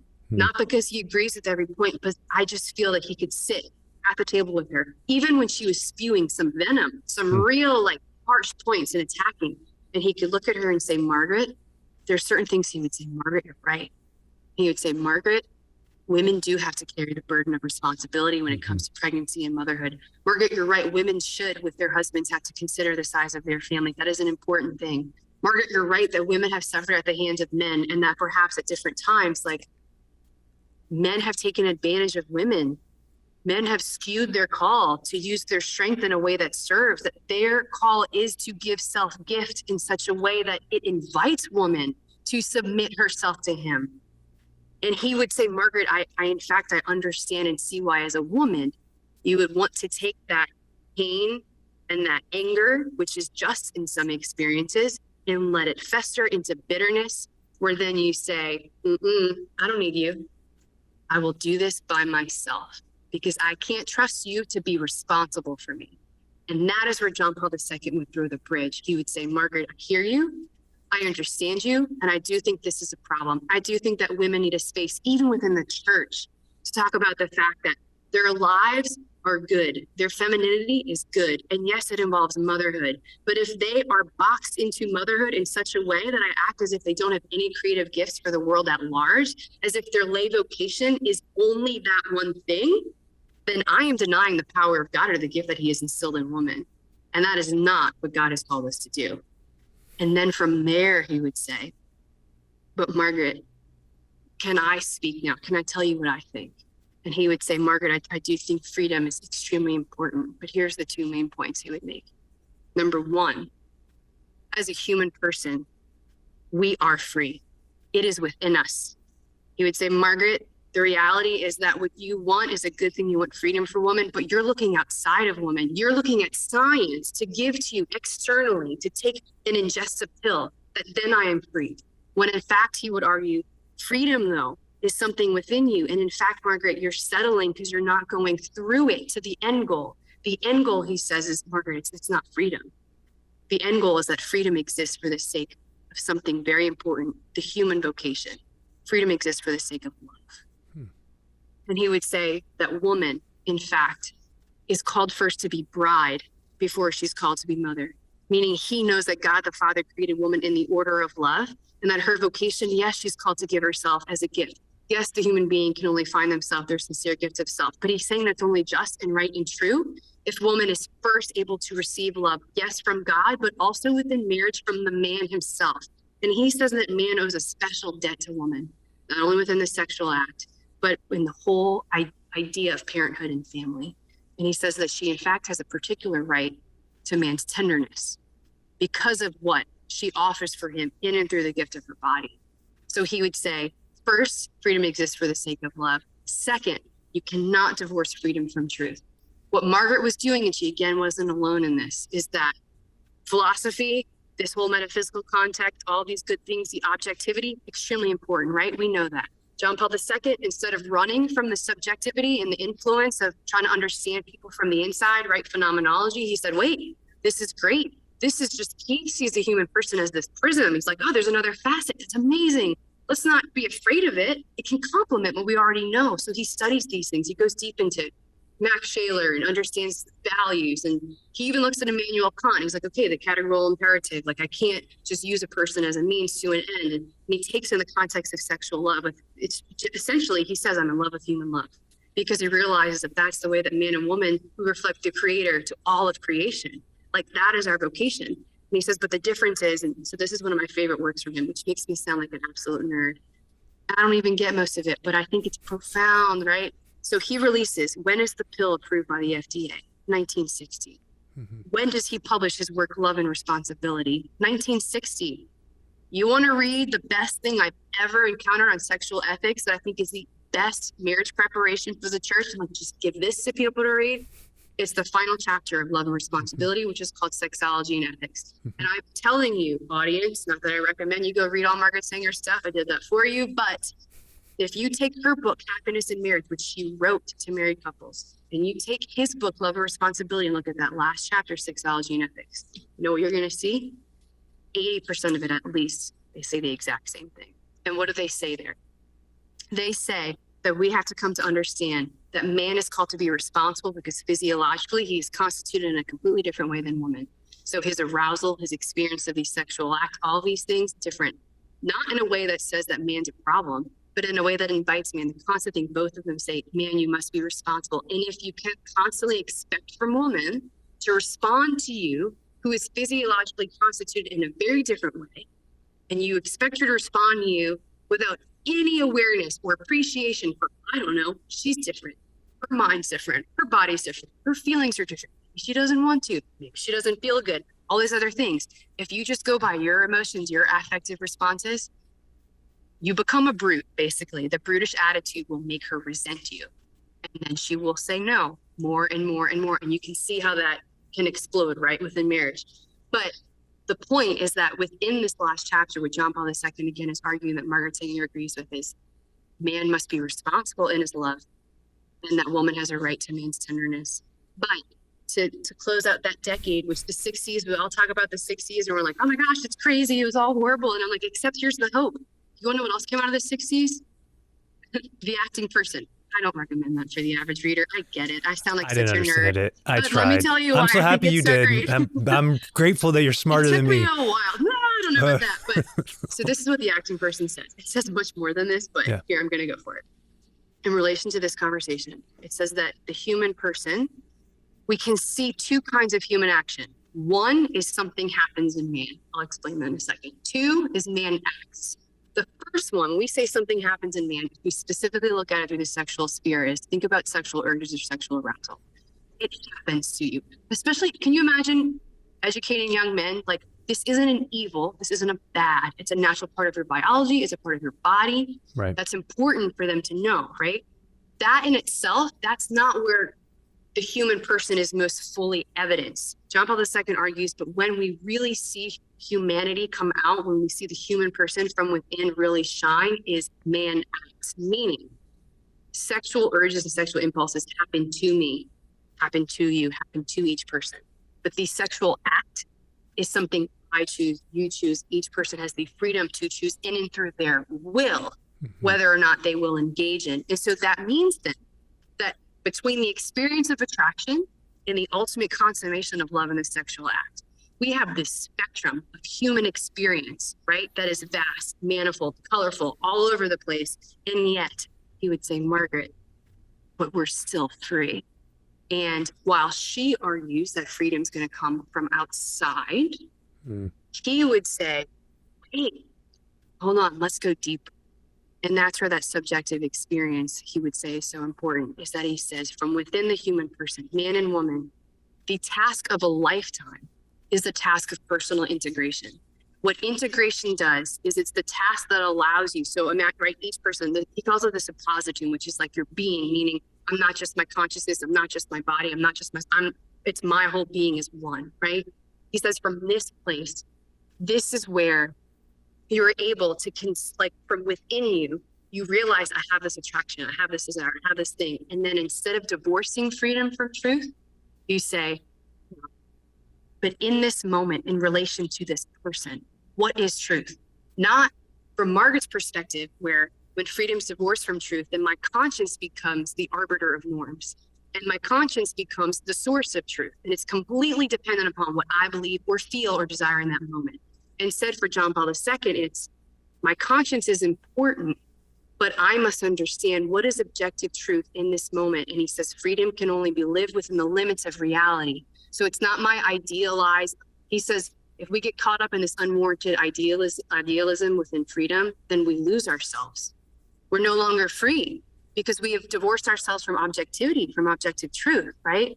When instead he says, no, but what does truth call you to in this moment? And he admits, he says, and sometimes what it demands of you is things that you would rather not want to do. But that's the capacity of the human person that completely distinguishes us from the animal kingdom. We are animals in a biological sense, but we are rational animals. We're human, right? So that is how we are made in the image and likeness of God. That is where our likeness comes from, is that, oh, but here in this moment where my body is screaming one thing, my desires are screaming one thing, and it doesn't mean they're bad, it means they're human. I must wed that with truth. And only when I do that am I truly free, because then at the end of the day, who is the one who is able to govern and master me? Me. Not the pill, but me. Not the man, right? But me as a woman. He says a woman who knows her own value. That is a woman capable of giving herself as a gift, because that's also a woman capable of demanding responsibility from the man to whom is asking for the gift. I realize I just went for a while. I'm like totally on fire. I don't even know how to respond to everything you just said. I mean, I'm like, I just let you talk because you were cruising, you were flowing. Sarah, you just crushed that out of the park. I mean, you're just so beautiful in terms of the imagery was so visceral to me in terms of just like imagining John Paul II having this conversation with Margaret Sanger. It's a beautiful thing. And can I add speaking one? To her. No, just speaking to her, how, like the way that you said in terms of yes, yes, yes, and here's where this really needs to go. Yes. And I think that is the type of dialogue that we need to engage in, is that we say, yes, yes, yes, of course there's problems here, but here's where that proposed solution ultimately falls short. So Freedom, yes, but the type of freedom you're proposing, or the type of means to that freedom is both erroneous. That freedom doesn't exist for the sake of us just to be able to achieve happiness or to do whatever we want.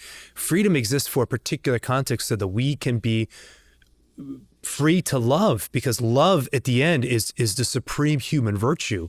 Amen. Not any of the others that are all good. Kindness is good. Tolerance is good. These are all good virtues to acquire in life, but they all must be, freedom is good, but they're all at the service of something more.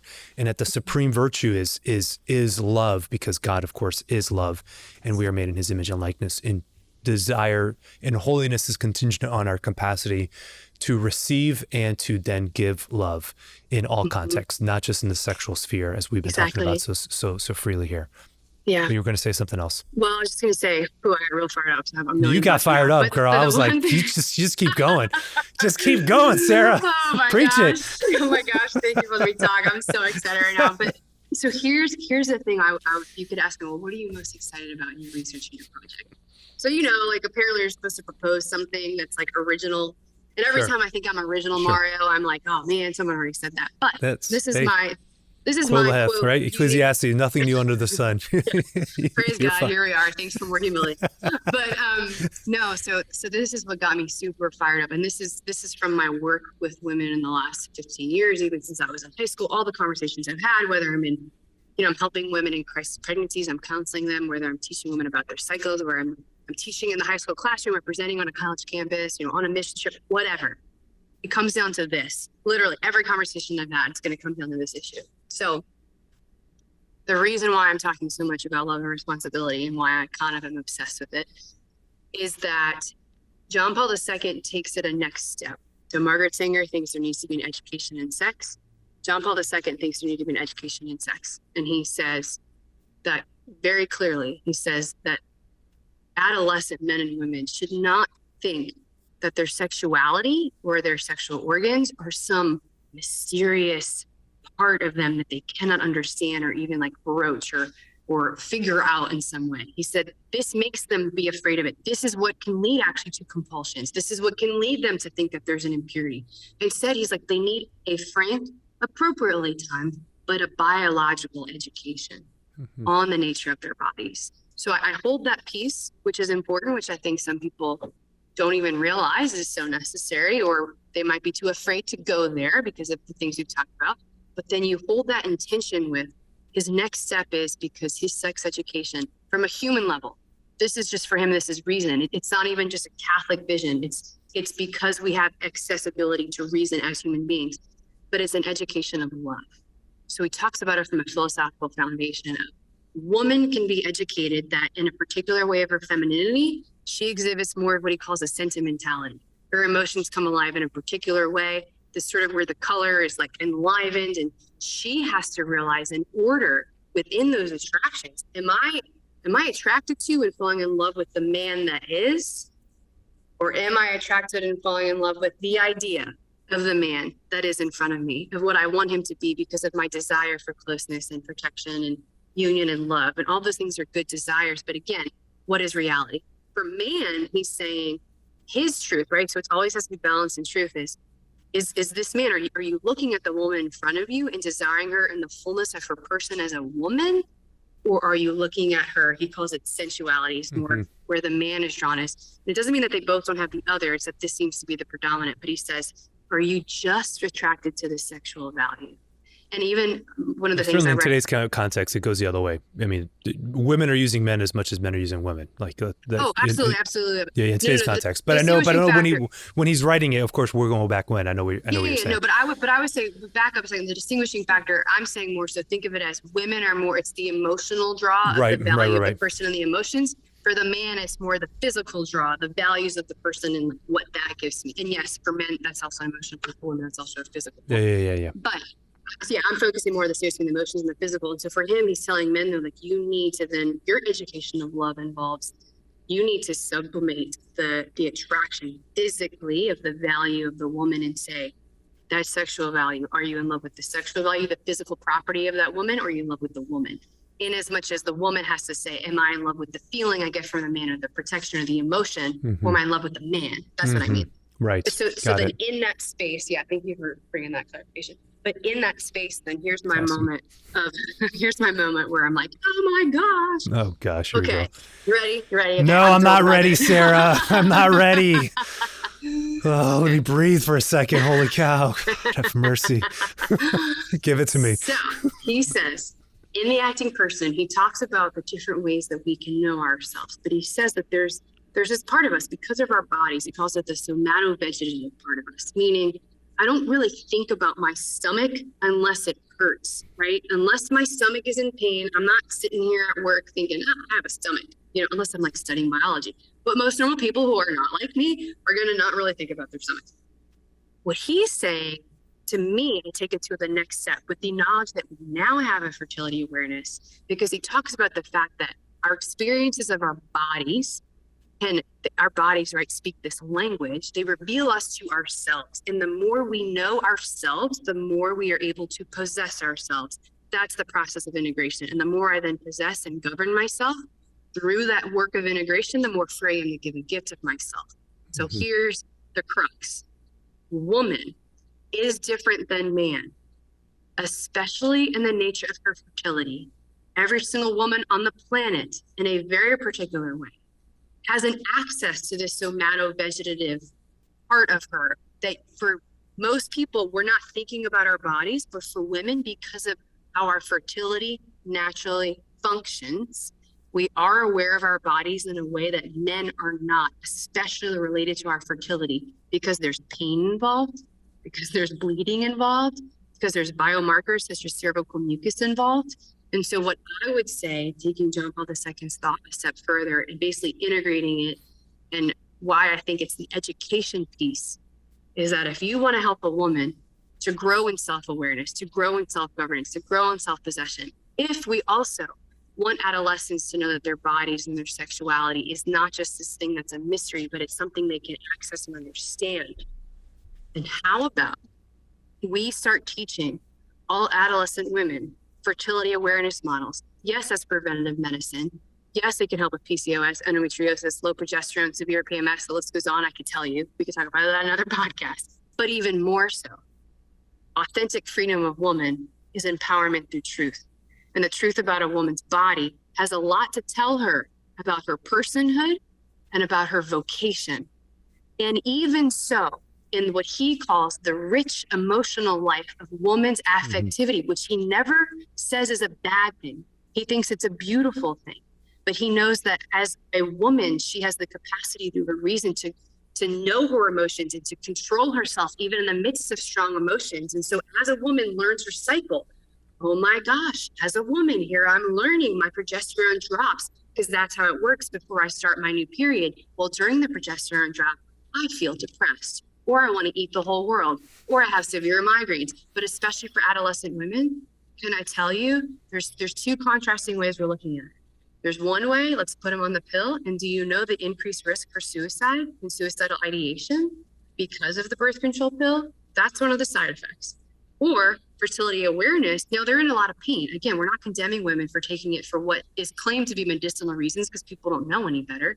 But with that pain, if we can go to the source of the problem, help relieve that, and also support them in their hormones fluctuating, then perhaps, right, all these women we have on antidepressants, some of them genuinely, yes, they need it for different biochemical reasons. Some of them, the biochemical reasoning that's underneath it includes their progesterone.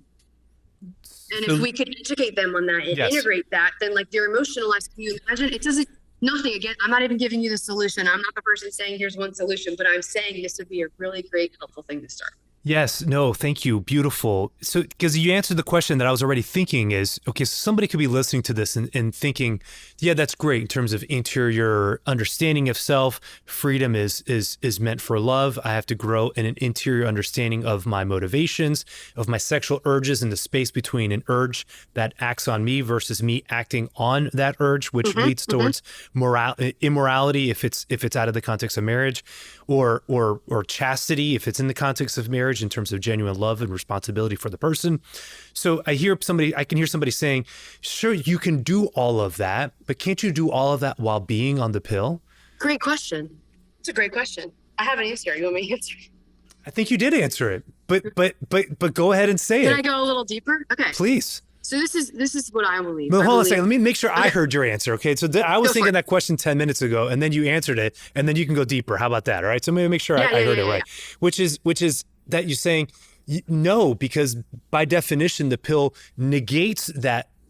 What'd you say? Somatic vegetative kind of information that recognition of that awareness of the interior space, which is part of what it's that interior connection with the body, that integration that's needed, education that's needed for one to be able to gain true human freedom, that by taking the pill completely suppresses a woman's fertility, which prevents her from then being able to even have access to that information, which she needs for her to be able to achieve her human freedom. Yes. Did I hear that right? You did. Okay, now, so take it further. For those listeners that understandably so are getting restless and frustrated, and I hear you. I hear what you're thinking as a listener.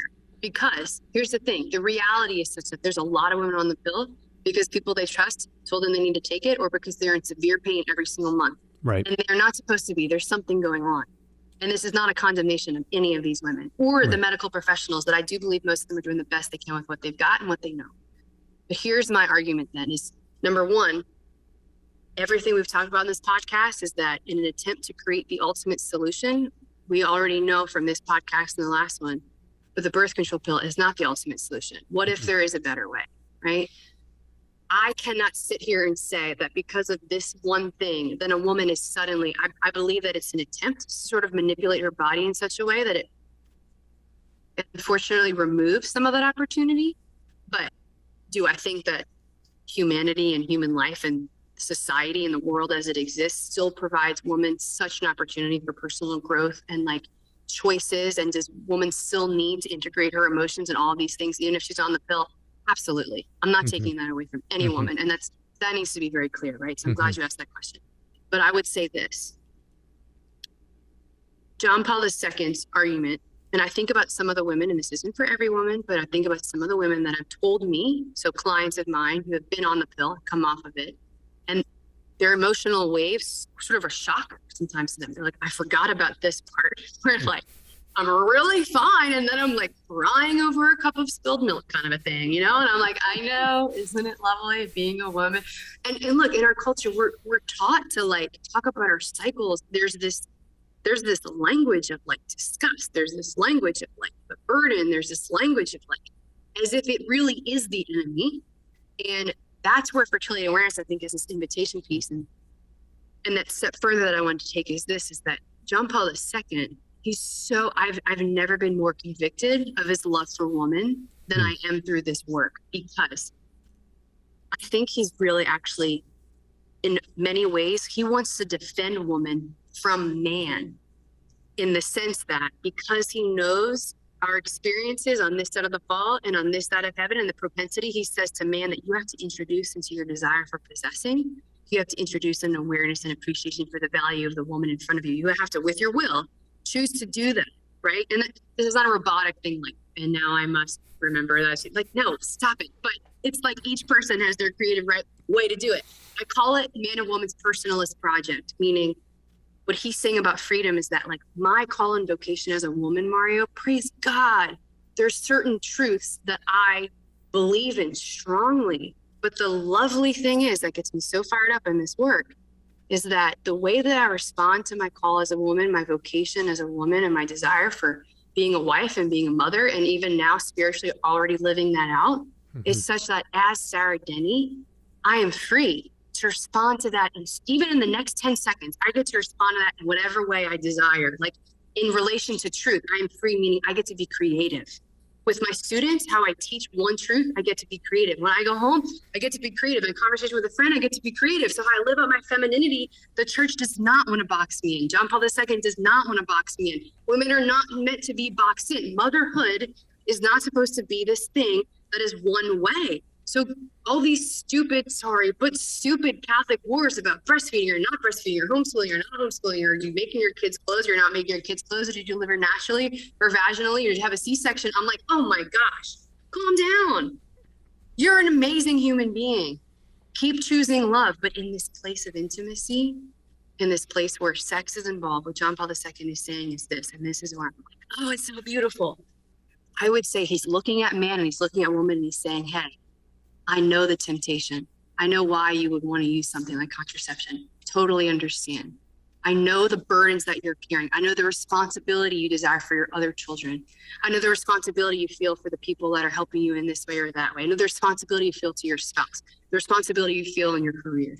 He says, but for you, woman, the way that you were made as a woman, which is different than man, even including your biology, almost especially including that, when you cut yourself off from that potential which is within you, your reproductive potential, which is very different than man, and in fact demands more of you than it does him in many ways. He says, when you cut yourself off from that, you are divorcing yourself. You're cutting yourself almost like from within. He says the constitutive dimension of your person is being shattered.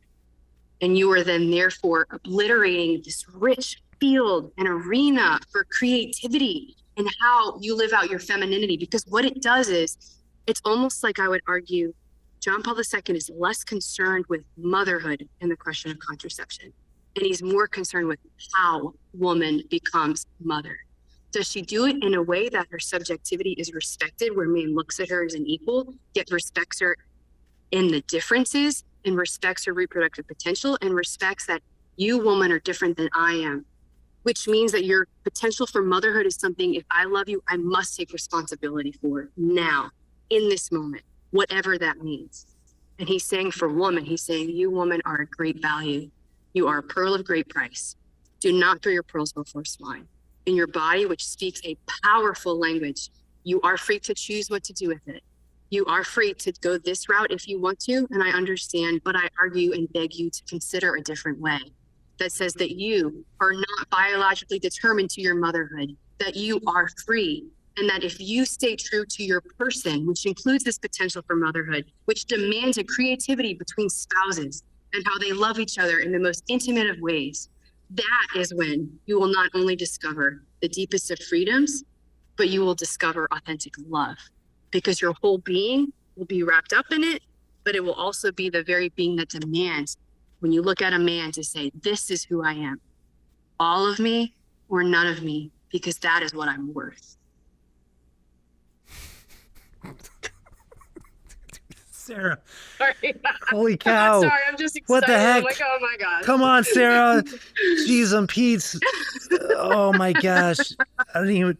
That's where the hope is now. Let's laugh, 'cause that's where the hope is. Spectacular, because what you just unveiled is, and this is what JP2 does so beautifully, and thank you for just exposing that, is the limitless potential of the human person. Yes. And so everything you spoke about certainly was in the context of the sexual arena, but it goes into Everything. all of our actions, all of our actions. You know, this is a pet peeve of mine also. When we think about like discernment, sometimes we get so passive with discernment that it's like, I got to pray and then I got to do this and I got to do this. And we forget that's like, hey, God gave you free will, you know? And if you're integrating and just growing as a person, just freaking do it. That's what he wants. That's the parable of the talents. And so when it comes to, we are at our best when we are exercising the fullness of our human creativity. And so what we're speaking about certainly here in a particular way, so I don't want to get off on all that. It's a whole nother episode. We're already an hour and a half deep into this one. Holy cow. You know, so like, but thinking that like in particular when it comes to the sexual arena, this is again why his critique is so severe against, you know, understanding, but also severe with regards to looking at something like contraception as being the only answer, is that because exactly like you said, the two cannot coexist, you know. And when we settle, again, we recognize that there's a problem. We don't let the perfect get in the way of the good. I understand that. But sometimes when we settle on an answer or propose an answer that we think is right, but because it's skewed philosophically in terms of its understanding of the human person, in the end, the long term, we can see the fruits of 100 years later, we can see the error more clearly in Margaret Sanger's proposals. Mm-hmm. She couldn't see it at the time. Like you said, you don't even when she died in 67 is what you said? 66, yeah. 66, that she wouldn't be able to see now 50 years later or 55 years later, how much her message, where the ends of it would go, but we can trace it, and we can map that out, and we have to then say, okay, well, what do we choose? Do we choose the better option? But the hard part is that what John Paul II is proposing, it's hard. It's hard. It's so hard. It's so hard. It's so hard. It's so hard. I'll be honest with you. Sometimes this is true. I would have to literally pray. That's the only way I got through this dissertation for many reasons, but I had to pray because I was in tears, because I was looking face to face with how hard it really is. And I was like, Jesus, I need you to remind me how this demanding call for man and woman is true. Because sometimes deep down, I'd be like, gosh, Lord, I feel like before I tell people the truth, I have to apologize because it's going to be so darn hard. Right. But John Paul II, to bring it back to the always hope piece, I will say, if you read the life story of John Paul II, I dare anyone to tell me that man didn't suffer, right? Mm-hmm. He suffered immensely. And yet what he would say is, do not be afraid. Two big things, quotes from him, I'll say as we're talking just now. I quote, number one, love or responsibility, he said, do not be afraid when love sometimes follows tortuous ways. Grace has the power to make straight the paths of human love. And in that, I just want to illuminate, I do not believe that it is practical or real or fair to talk to couples as if here's your linear life, I'm telling you not to use the pill, don't use contraception, and then for the next 50 years, as long as you're alive, you're never going to sin, you're never going to fail, you're never going to make a mistake. When in fact, I think it's much more ebbs and flows, and they get afraid and they use it, and then they regret it, and then they confess it, and then they're told a myriad of things in response to that. Who knows? But instead, hey, as the Father loves his children, he sees you, he knows you, he loves you, come back, try again. And this demanding call, it's worth it. And if you fail today, tomorrow's a new day. And we always have the freedom again to begin again, right? Yes. But the other thing he would say to young people, like kind of what you were just saying before, we're not going to go there too far, but when he was speaking for the homily of Edith Stein for her canonization, St. Teresa Benedicta of the Cross, he was addressing young people. And he said that it was time for them to decide. He was like, yes, you weigh the options, I'm paraphrasing, but the quote is, he said, it's time to put your freedom in his good hands. And so I think the reality is that there are a lot of options out there for men and women. And there are particular ones that I would argue in terms of time, investment, a lot of things are way easier. However, because of the information we now have since the birth control pill was released in 1960, these are the two things that I would argue to focus in, is that Gregory Pincus, who was the scientist largely behind the development of the pill, okay? He wanted to find a way, so now we're kind of scientific here. He wanted to find a way to manipulate the process of mammalian reproduction without some sort of cost or effect, right, to the physiology of the organism, right? So in other words, health, which we've talked about, Mario, in 1946, they're changing the definition. It's moving towards this more fluid notion, not just of being well, but of well-being. So imagine the birth control pill fitting into this space of health becomes this myriad of every single way, socially, physically, emotionally, mentally. I want to be well. I want to feel good. I want to be free. And we look at science as if it's the answer, as if it's our God, as if it has all the power, right? And I would argue that maybe we didn't see it before. I would argue that we didn't know what we now know. But if you're asking me at what cost to the woman the pill has come, emotionally, physically, spiritually, every single aspect of her being, she does indeed pay a cost. She pays a very high price. And in many ways, I would say the cost is higher to the woman in certain respects than it is to the man. I'm not saying men don't pay a high price. I'm not saying they're not affected. But I'm saying the very essence of womanhood is suffering on a medicinal level, on a scientific level of her biology. And that's flowing into, because no organ system is its own. It's not in a vacuum. It's all connected. Her endocrine system's affected. Her thyroid's affected. Her mind's affected. Adolescent brain development, like we talked about, is affected. But then the relations between the sexes, again, going back to your desire shall be for your husband, he shall rule over you. Now, do I think that there are couples that are incredible, that are contracepting, that the men look at their wives and respect them and value them? Absolutely. In fact, I would argue some of them do more so than some couples that are not contracepting, because there's such a legalism and a rigorism. And you yourselves, God bless you, men, but oh my gosh, do you see your wife? Do you see her? You can go to mass, you can go to adoration, you can do all the things, you can go to the conferences, you can quote the books, but all the time that you're spending in the chapel every day, do you go home and give your wife even a fraction of that time and listen to her? Because that is JP2's argument. This is why I would argue the challenge is worth it. This is why, and this is what I'm honestly probably most passionate about. And this is from women of all ages that have shared their hearts with me in the last 2.5 years of writing this, including and especially for Catholic men. God bless you. Your call is incredible and it is good. But in the name of Jesus Christ, he does not call you to have a sort of authority over your over your wife, this authority that would somehow deny her the richness of her subjectivity and that personalist project I'm talking about, that creativity and how she uses her femininity and how she offers herself as a wife and how she offers herself as a mother, how she offers her gift to the world, which could come in so many ways. Maybe she's a stay-at-home mom. Maybe she's a doctor. Maybe she's a teacher. Maybe she's whatever. I get that there's all these traditional values, but the reality is, like, we do not live in a vacuum. It's not a linear, you say I do, and then 40 years later, it's this stagnant thing. For some people that works, praise God. But in the reality of this culture, this sort of invitation for men, the authority that men are called to is an authority that looks at your wife and says, hey, you have gifts that I don't have. And it is not a threat to my strength when you are strong. It is something that I too can support, just as you support me, because it's a mutual submission. And so in coming to know you, woman, as you are, in coming to support you, woman, as you are, in coming to understand, and this is the key, that in a particular way, woman, you have an interior world that is your own, that I could never possess, that only the Lord knows, even deeper than you do, right?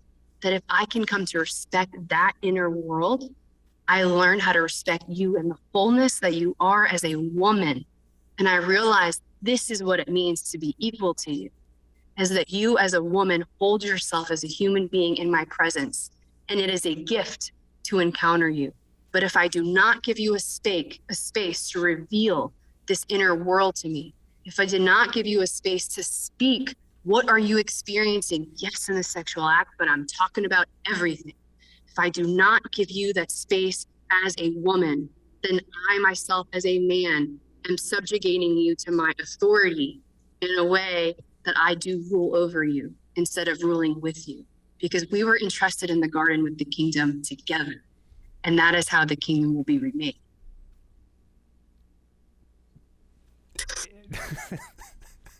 I know, this is like, I've just been waiting to talk about all these things for the last 2.5 years, I guess, and so they're all coming up.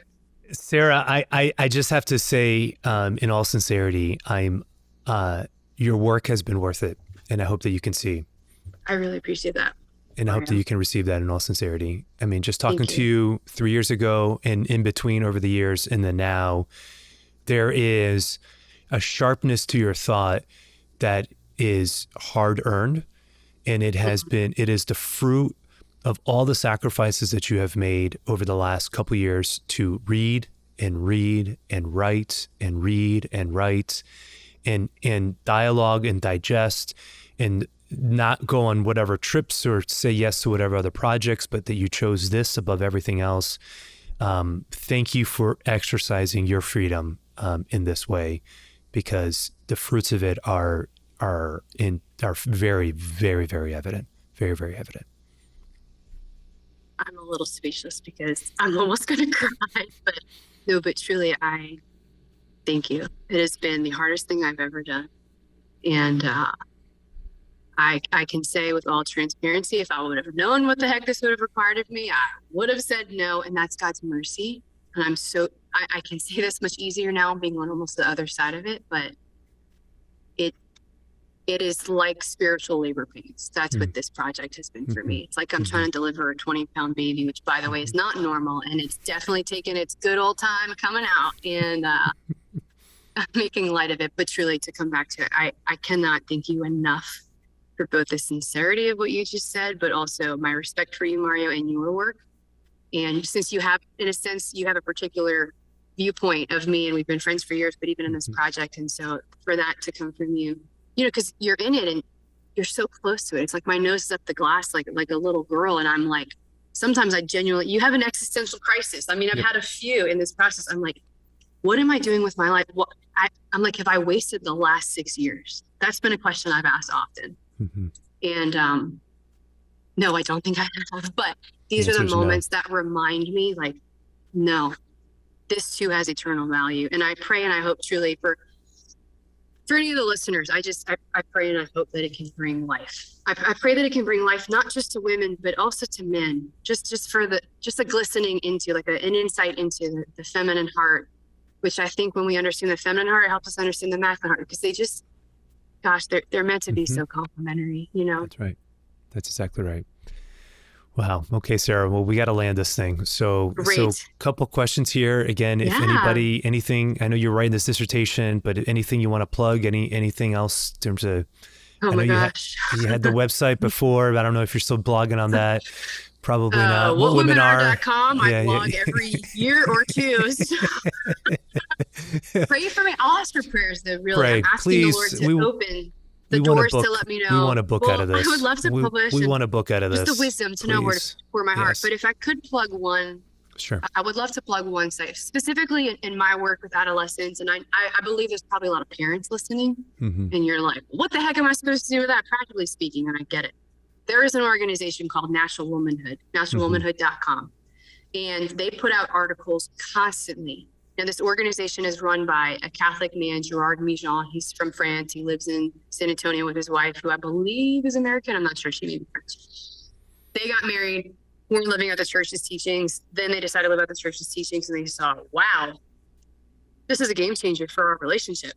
And so what their desire was, so he worked until a few weeks ago, he worked in a hospital in the psychiatric ward. And so he's seen a lot. I can't remember quite what his position was, but he's the CEO of National Womanhood. And so his whole mission is we want to bring to women the truth of fertility awareness models as a tool for education, but for every woman. So here's the censure is that we believe in science. I believe in science wholeheartedly. And I believe that the authentic sex education is not science on one extreme or theology on the other. It's let's put them together, because you want to know what else is both science and theology and philosophy? The human person, the body and the soul. That's why this works. And so if I could plug anything, National Womanhood, because if you want more information, just science-based, which that's the best bridge to be able to talk to people. Because we can have these dialogues, we really can, but we just need the information. So whether that's effects of, side effects of contraception, or whether that's options for fertility awareness, if they have some articles for men, you want to know, like, what are the arenas that we can go to for education for younger ones, which hopefully I might be doing some work with them soon on that. That is one website that I would say is entirely worth your time, and you can kind of take your time gleaning through that, and you can share the articles with people that you really care about and let them digest it on their own as well. Sounds great. Well, we will put a link to that in the show notes. Perfect. And final question, I usually ask all my first-time guests, but you're a second-time guest. But before I start asking this question, because it was early on, Sarah Denny, what gives you hope? Oh, wow. That's a great question. Okay, I have an answer for you. So I just started, my current job is I am teaching at a local high school in New Orleans, and I have all girls. I have all the seniors at this particular high school. The hope that I have is in introducing them. It's the second day of school. So as of this afternoon, right before this podcast, I've seen all the seniors that I will teach. When I look at them and tell them, hey guys, guess what? I'm about to blow your mind. There's some crazy things coming. You don't even know what I'm about to teach you when it comes to scripture and vocation and this understanding of your body and the language it speaks and your biology. The look in their eyes, their hunger for this, their desire for this. And also what I'm very convicted of is their deep capacity, readiness, and maturity and capacity to receive this information. It's just the beginning. There is always hope. And there are so many young men and women who they just want to know, they want to know deep enough that they are willing. It's going to be hard. And some of them they all want to run. We all want to run, right? That's just being human. But there are so many of them. And if you offer them, right, that's what education is. Education reveals to the person that within themselves, they have the tools, they have the strength, they have the possibility to respond to what love demands and not to run from the responsibilities or demands of love. So my hope is in seeing in the eyes of these young women that they know that love is hard and they're willing to stay. Amen. Wonderful. Mm-hmm. Well, beautiful. Yeah. Okay. Yeah. Sarah, Denny, thank you so much for this epic podcast that we just did. Thank you so much for having me. Thanks for getting me fired up. That was awesome. It was so good. It was so good. Well, God bless you in your ministry there at Chappelle and getting this dissertation done. Thank you. And whatever good stuff that the Lord will bring on the other side of it. So thank you, Mario, so much. And God bless all of you listeners.